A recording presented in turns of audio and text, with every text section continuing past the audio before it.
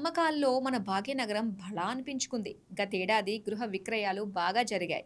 2024తో పోలిస్తే 2025లో హైదరాబాద్లో ఇళ్ల అమ్మకాలు 6% పెరిగాయి.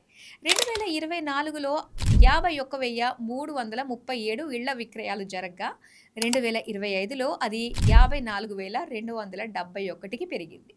హౌసింగ్ సేల్స్‌లో దక్షిణాది జోరుగా కనబరిచింది.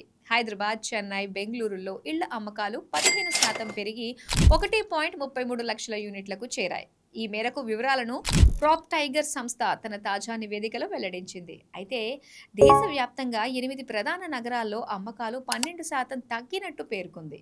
ఈ 8 నగరాల్లో 2024లో 4,36,992 యూనిట్ల విక్రయాలు జరగ్గా 2025లో 3,86,365 యూనిట్లకు పరిమితమైనట్టు తెలిపింది.